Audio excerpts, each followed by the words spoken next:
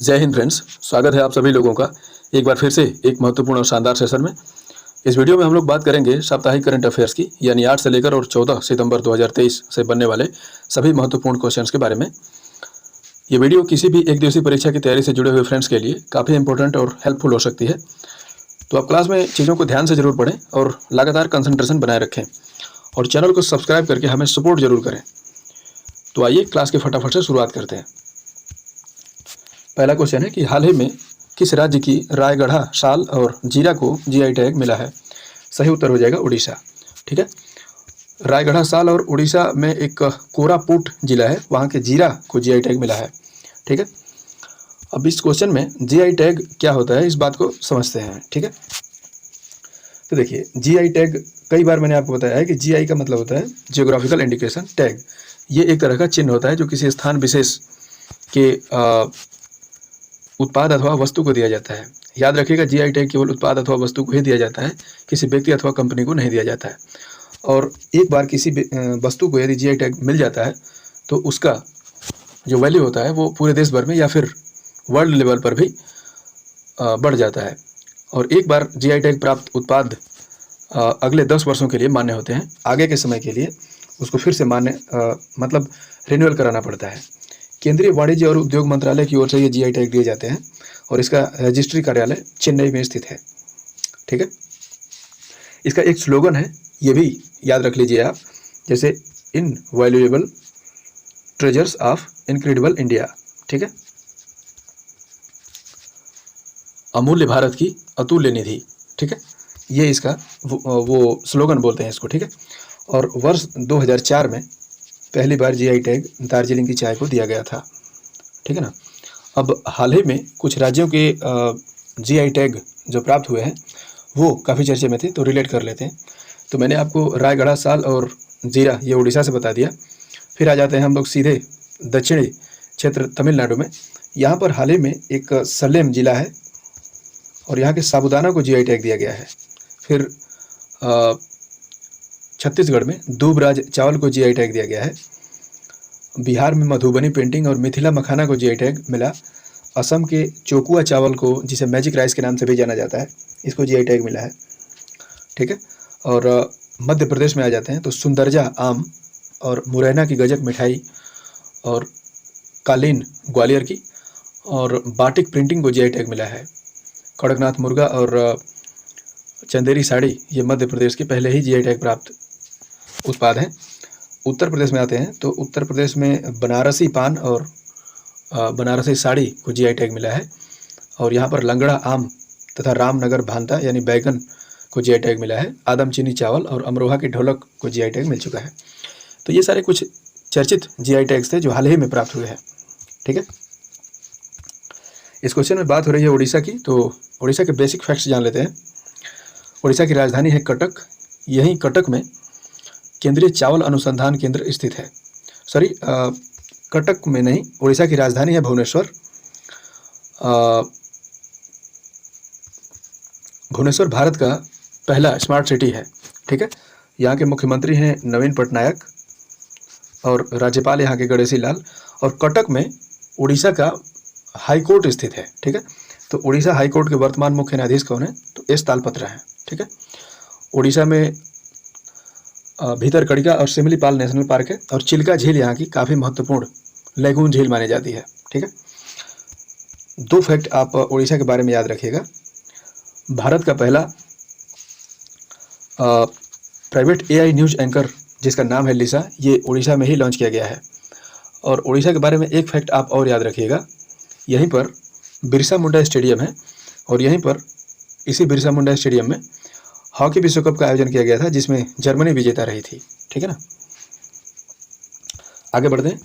हाल ही में दुनिया का पहला पोर्टेबल हॉस्पिटल आरोग्य मैत्री क्यूब ये कहाँ लॉन्च किया गया है? तो इसका सही उत्तर हो जाएगा गुजरात में। ठीक है, ये जो पोर्टेबल हॉस्पिटल है आरोग्य मैत्री क्यूब, ये 72 चौकोर खानों में बंद एक सबसे छोटा इमरजेंसी हॉस्पिटल है जिसको एयरलिफ्ट भी किया जा सकता है। यहाँ पर पोर्टेबल से हमारा तात्पर्य है जिसको एक स्थान से दूसरे स्थान पर आसानी से मतलब ले जाया जा सके। ठीक है ना, और ये हॉस्पिटल इतना क्वालिटीफुल है कि मात्र 10 से 12 मिनट के समय में ही एक अच्छा ऑपरेशन थिएटर भी तैयार कर सकता है। तो मोटे तौर पर आप यहाँ पर यही याद रखिए कि हॉस्पिटल का नाम है आरोग्य मैत्री क्यूब और लॉन्च किया कहाँ किया गया, तो गुजरात में। गुजरात के बेसिक फैक्ट्स जान लेते हैं। राजधानी यहाँ की श्रीनगर है, मुख्यमंत्री भूपेंद्र भाई पटेल और राज्यपाल आचार्य देवव्रत, और गुजरात उच्च न्यायालय के मुख्य न्यायाधीश हैं सुनीता अग्रवाल। यहाँ के नेशनल पार्क्स हैं गिर, ब्लैक बक, वंसदा और मरीन। ठीक है। गुजरात में डांडिया और गरबा यहाँ का प्रमुख लोक नृत्य है। ठीक है ना। गुजरात के पाटन में रानी की वाव मंदिर यहीं पर स्थित है। भारतीय मुद्रा में 100 रुपये के नोट के पीछे इसी मंदिर को प्रिंट किया गया है। और इसी गुजरात में सोमनाथ मंदिर है, जिसके ट्रस्ट के अध्यक्ष पीएम मोदी हैं। और सबसे खास बात गुजरात के बारे में याद रखिएगा, स्टैच्यू ऑफ यूनिटी, जो कि दुनिया की सबसे ऊंची प्रतिमा है सरदार पटेल जी की, 182 मीटर इसकी ऊंचाई है। ये दुनिया की सबसे ऊंची प्रतिमा है, स्टैच्यू ऑफ यूनिटी के नाम से इसको जाना जाता है, और ये केवड़िया गुजरात में स्थित है। ठीक है। अगले क्वेश्चन पे चलते हैं। हाल ही में जम्मू कश्मीर विश्वविद्यालय में भारत का पहला सामुदायिक रेडियो का उद्घाटन किसके द्वारा किया गया? नाम याद रखिएगा, ये जम्मू कश्मीर के वर्तमान उपराज्यपाल हैं मनोज सिन्हा, और इन्हीं के द्वारा जम्मू कश्मीर के जो विश्वविद्यालय है उसके 54वें स्थापना दिवस के अवसर पर ये कम्युनिटी रेडियो को लॉन्च किया गया है। ठीक है। ये जो मनोज सिन्हा हैं, इनके बारे में एक फैक्ट मैं बता दूं, ये हमारे होम डिस्ट्रिक्ट से आते हैं, गाजीपुर उत्तर प्रदेश से। ठीक है। एक बार हम लोगों के कॉलेज में एक स्पीच हुई थी, तो मैंने स्पीच दी थी, तो ये प्रसन्न होकर के मुझे इनाम दिया था इन्होंने। जब भी इनका नाम आता है तो ये चीज़ें थोड़ी याद आ जाती हैं कि कोई अपने क्षेत्र, अपने गांव क्षेत्र का आदमी ऊंचाई पर चला जाता है तो उसको याद करके थोड़ा अच्छा लगता है। ठीक है। जम्मू कश्मीर के प्रमुख जीआई टैग्स को यदि हम रिलेट करें तो यहाँ पर जो जीआई टैग दिया गया, तो गुच्छी मशरूम को जीआई टैग मिला, और willow cricket bat, Basohli painting को जीआई टैग मिला है। अच्छा, जम्मू कश्मीर के प्रमुख उत्सव जो अभी हाल ही में कुछ मनाए गए उनको रिलेट करें तो बंगस वैली फेस्टिवल का आयोजन अभी जल्द ही किया गया था, उसका उद्घाटन भी मनोज सिन्हा के द्वारा किया गया। लेवेंटर फेस्टिवल, पुष्कर महोत्सव, कंचूथ महोत्सव, ये सभी महोत्सव जम्मू कश्मीर के द्वारा मनाए गए। नेक्स्ट, हाल ही में किस मंत्रालय की ओर से मालवीय मिशन की शुरुआत की गई है? याद रखिएगा, केंद्रीय शिक्षा मंत्रालय की ओर से। ठीक है। नई दिल्ली में ये एक शिक्षकों के प्रशिक्षण का एक विशेष कार्यक्रम है, और उद्देश्य है इसका शिक्षा के स्तर में सुधार लाना। ठीक है। वर्तमान में केंद्रीय शिक्षा मंत्री कौन है? तो धर्मेंद्र प्रधान है। ठीक है। देखिए, शिक्षा मंत्रालय काफ़ी चर्चे में था, इससे 2 क्वेश्चन मैं ले रहा हूँ। एक तो कॉमिक बुक लॉन्च की गई है, लेट्स मूव फॉरवर्ड, शिक्षा मंत्री के द्वारा इसको लॉन्च किया गया है। हालांकि इस किताब को संयुक्त रूप से NCERT और यूनेस्को के द्वारा लॉन्च किया गया है, मतलब इसको बनाया गया है। ठीक है ना। तो यहाँ पर NCERT और यूनेस्को के बारे में थोड़ा सा इन्फॉर्मेशन ले लेते हैं। NCERT और यूनेस्को, ठीक है। NCERT यानी National Council of Educational Research and Training. ठीक है। और यूनेस्को यानी United Nation Educational Scientific Cultural Organization. NCERT की स्थापना 1961 में हुई थी। ठीक है। और यूनेस्को की स्थापना 1945 में हुई थी। इसका मुख्यालय नई दिल्ली में स्थित है, और इसका मुख्यालय पेरिस, फ्रांस में स्थित है। इसके अध्यक्ष हैं दिनेश प्रसाद सकलानी, और इसके अध्यक्ष हैं औदरे ओजोले। ठीक है। तो याद रखिएगा। दूसरा क्वेश्चन था कि 1 से 8 सितंबर के बीच में साक्षरता सप्ताह मनाया गया है। ठीक है ना। अच्छा, एक बात याद रखिएगा, अंतर्राष्ट्रीय साक्षरता दिवस कब मनाया जाता है? तो 8 सितंबर को मनाया जाता है। ठीक है। तो केंद्रीय शिक्षा मंत्रालय की ओर से 1 से 8 सितंबर के मध्य में साक्षरता सप्ताह का आयोजन किया जा रहा है। ठीक है। इसको यहाँ पर जो इन्फॉर्मेशन है इसको डिस्कस करने से पहले एक बात मैं आपको बताते चलूँ, ये तो 1 से 8 सितंबर की बात हो रही है, 1 से 7 सितंबर के मध्य भारत में पोषण सप्ताह के रूप में मनाया जा रहा है, तो इस बात को भी याद रखिएगा। यहाँ पर साक्षरता की बात हो रही है, तो यहाँ पर 2-3 पॉइंट्स मैं आपको रिलेट कर रहा हूँ। मैंने आपको बता दिया कि साक्षरता दिवस कब मनाया जाता है, तो 8 सितंबर को मनाया जाता है। साक्षरता को लेकर 2 पॉइंट याद रखिएगा। भारत में राष्ट्रीय शिक्षा दिवस मनाया जाता है 11 नवंबर को। ठीक है, हमारे पहले शिक्षा मंत्रालय के कार्यभार संभालने वाले थे अबुल कलाम आज़ाद, और इन्हीं के जन्म दिवस को भारत में राष्ट्रीय शिक्षा दिवस के तौर पर मनाया जाता है। अंतर्राष्ट्रीय शिक्षा दिवस 24 जनवरी को मनाया जाता है। और भारत में शिक्षक दिवस मनाया जाता है, राष्ट्रीय शिक्षक दिवस मनाया जाता है 5 सितंबर को, और अंतर्राष्ट्रीय शिक्षक दिवस मनाया जाता है 5 अक्टूबर को। इस बात को याद रखिएगा। ठीक है। नेक्स्ट, हाल ही में किस राज्य सरकार ने ट्रांसजेंडर समुदाय को ओबीसी का दर्जा तथा मासिक पेंशन देने की घोषणा की है? नाम याद रखिएगा, झारखंड सरकार के द्वारा।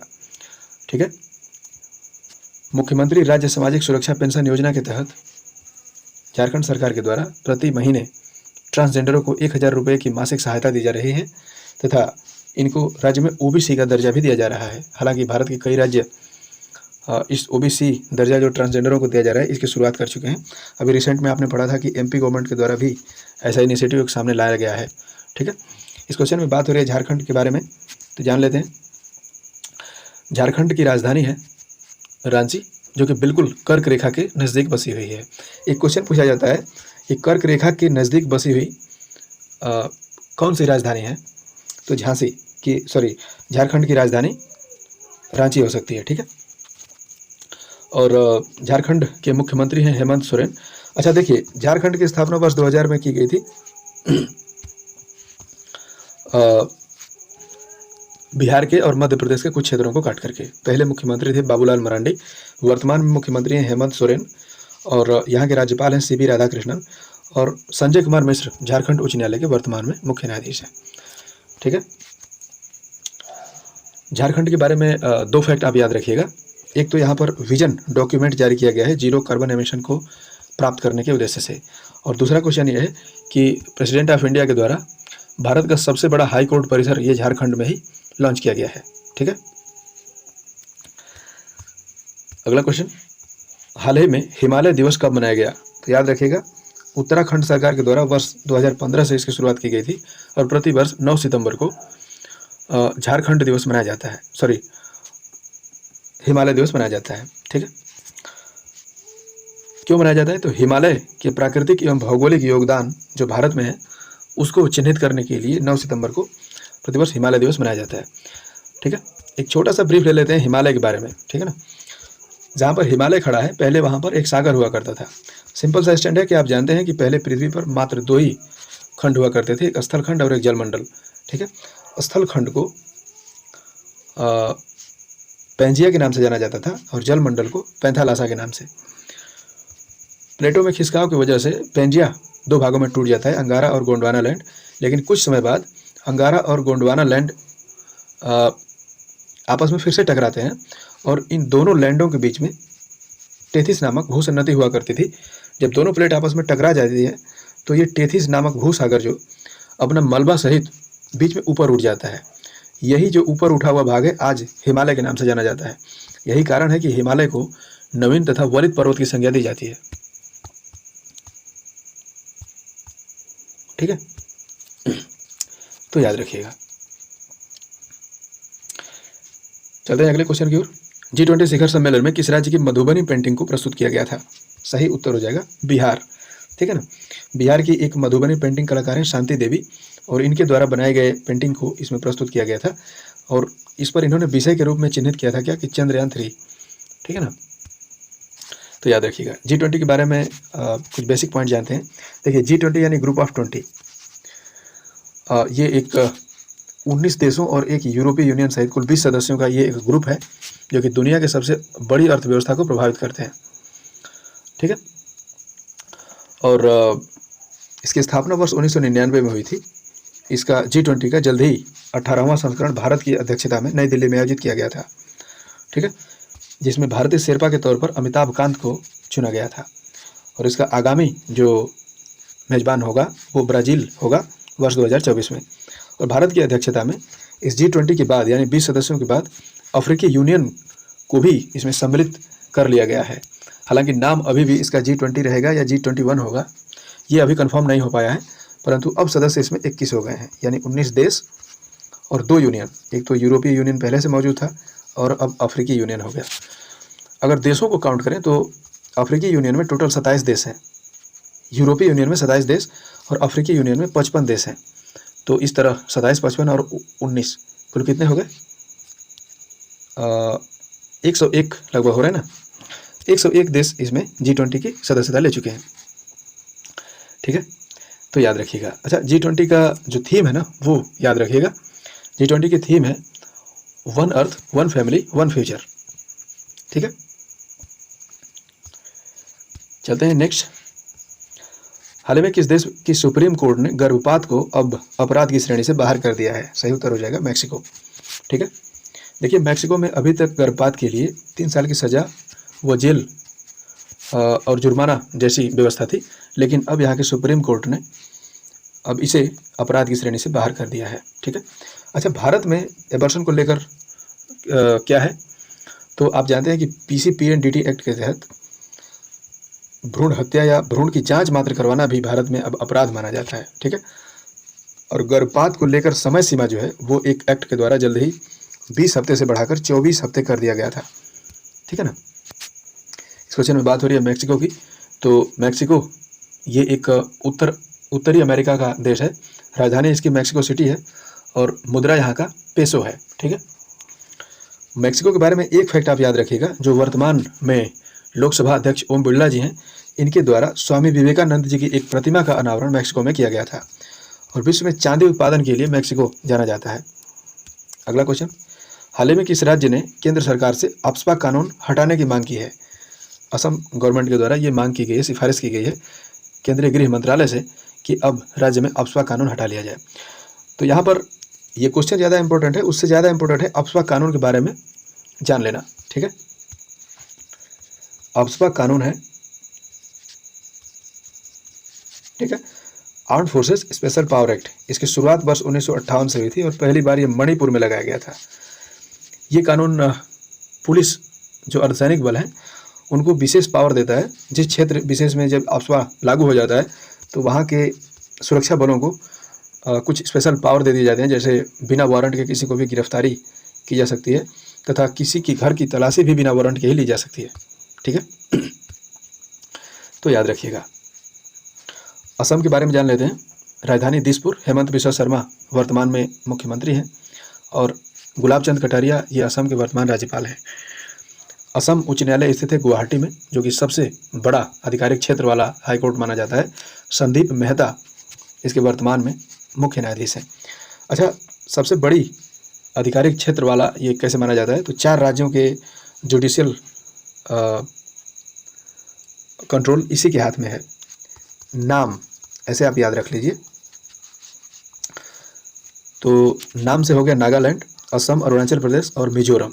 एक बार फिर से मैं बताता हूँ, नागालैंड, असम, अरुणाचल प्रदेश और मिजोरम, ये 4 राज्यों का जुडिशियल कंट्रोल गुवाहाटी उच्च न्यायालय के तहत आता है। ठीक है, तो याद रखिएगा। असम के बारे में 2 करंट अफेयर्स के फैक्ट्स मैं बताता हूँ। एक तो नॉर्थ ईस्ट इंडिया का पहला CBG plant, compressed biogas plant, ये सोनापुर असम में स्थापित किया गया है। हालांकि पूरे भारत का पहला CBG प्लांट ये संगरूर पंजाब में स्थापित किया गया था। और